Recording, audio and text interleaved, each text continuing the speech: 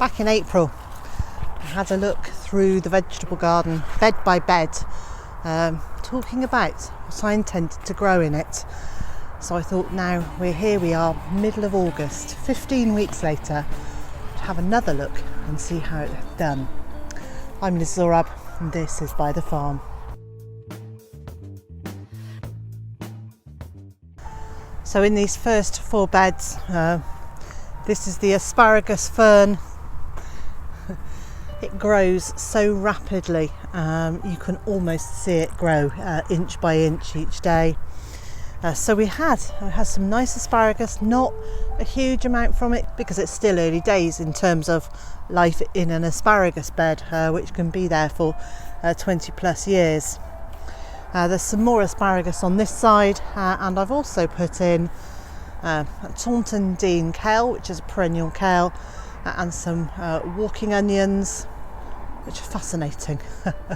I'm really impressed with how they do. So the little bulbils form on the top, they get very heavy and bend over, and where they hit the ground, they'll then root there. So it's almost like they walk around the vegetable bed. These are the strawberries. They've been amazing this year again.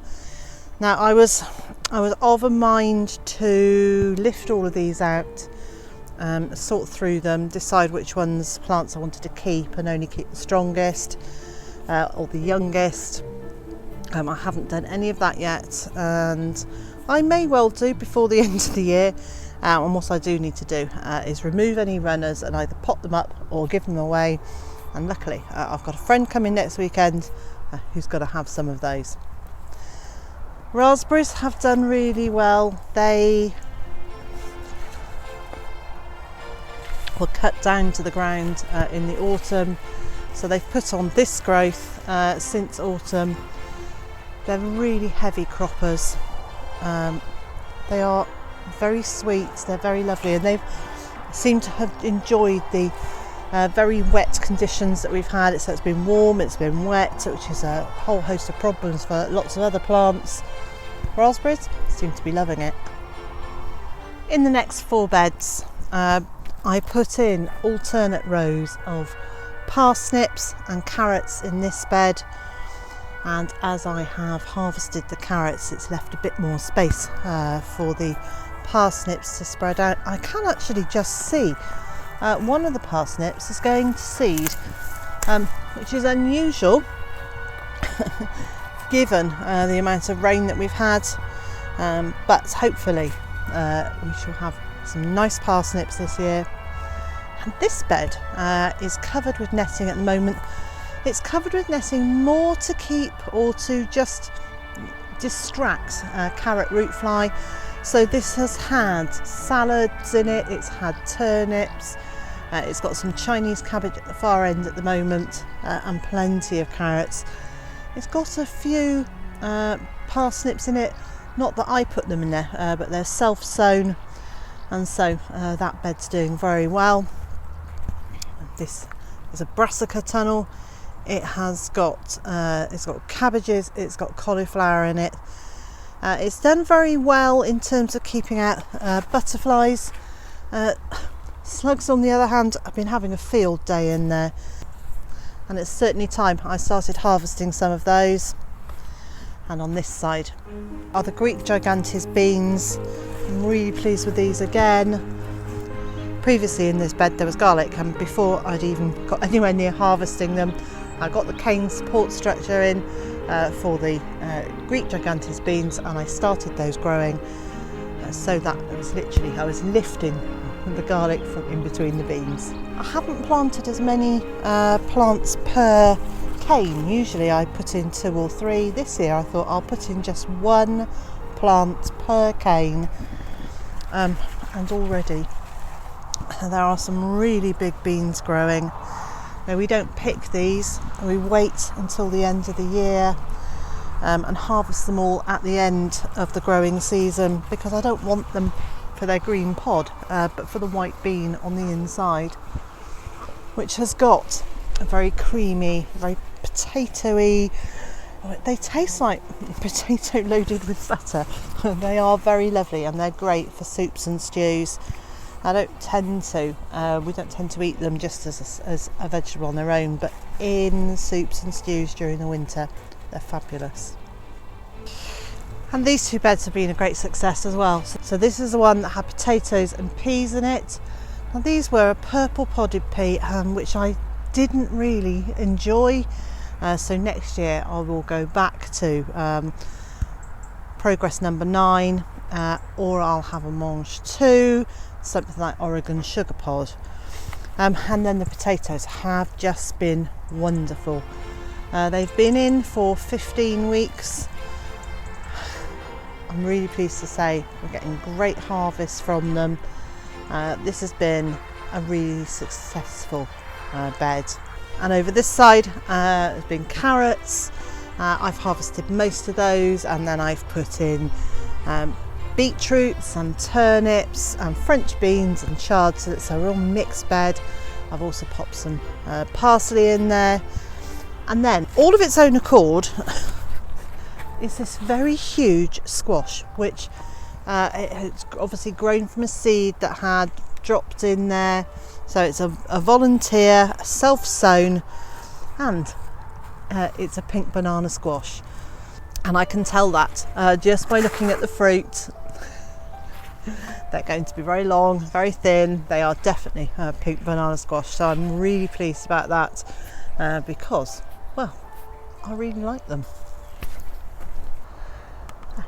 And these are my runner beans, which we put onto a very sturdy frame in my attempt to keep the beans upright this year when the heavy winds came in August, which they always do.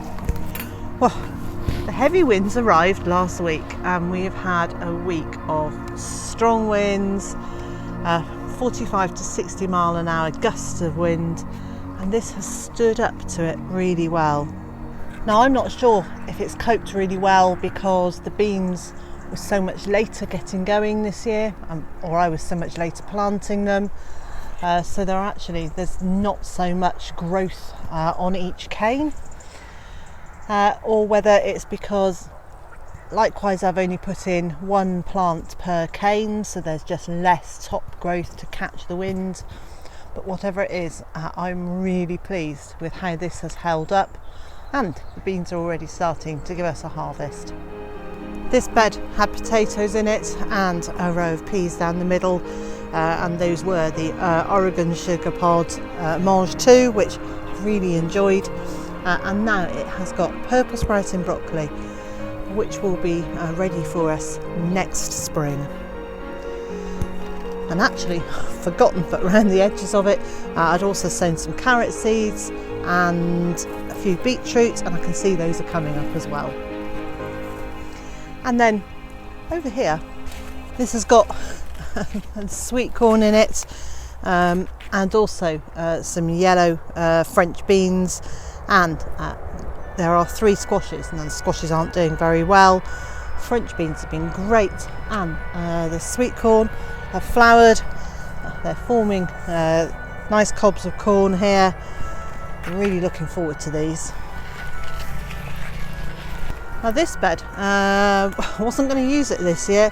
I had covered it over with the tarpaulin to kill off the huge weeds that were underneath it. When I checked, it had done really well. It had cleared the ground, so in it I've put some basil, some squash, and plenty of beetroot. I eat a lot of beetroot in our house. We have it roasted, I make it into chutneys, and we also use it for wine. And then on this side, this is where we had our broad beans, and I'm really pleased. These are the perennial runner beans, so these are the ones that I left in the ground, not on purpose, because these are the ones from 2 years ago, so this is their 3rd year in this spot. And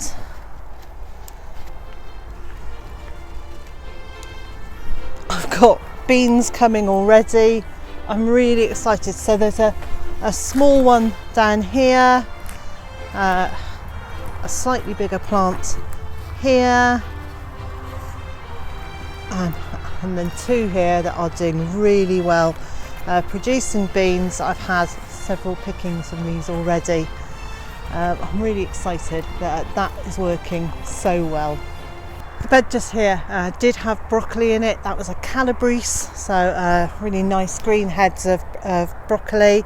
That's come out now, and I've filled it with squash and courgettes. And I've put 3 purple sprouting broccoli, not because I'm expecting them to grow.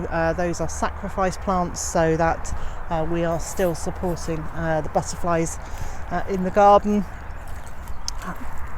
This is a strawberry bed. These ones I am going to lift. I'm probably going to put these in the very long bed in front of the polytunnel, so this bed will then be available for me to grow in. And this little bed has got root parsley, so Hamburg parsley. You can eat the leaf as well as the root, beetroot and dill and courgettes. And this is the bed that I designated as grow a gift, and in the end I decided just to put in extra right through the garden, so that I'm already gathering food to go into my basket for grow a gift later in the year. This bed had broad beans in it. When I harvested those, I replaced them with swedes and with lettuce. Now the swede will be in here a bit longer than the lettuce will, so as the lettuces come out, it will make more room for the swedes to be in there.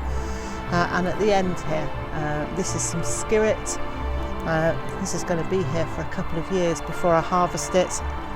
Quite pleased to see the flowers, which pollinators seem to absolutely love. So I will be collecting these when the flowers become seeds, so I can sow some more.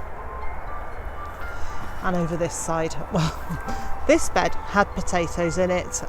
It's now got courgettes and squashes. It's overflowing. It's got yacon in the middle of it, and then I thought I had some dwarf beans, so I popped those in. They turned out to be climbing beans.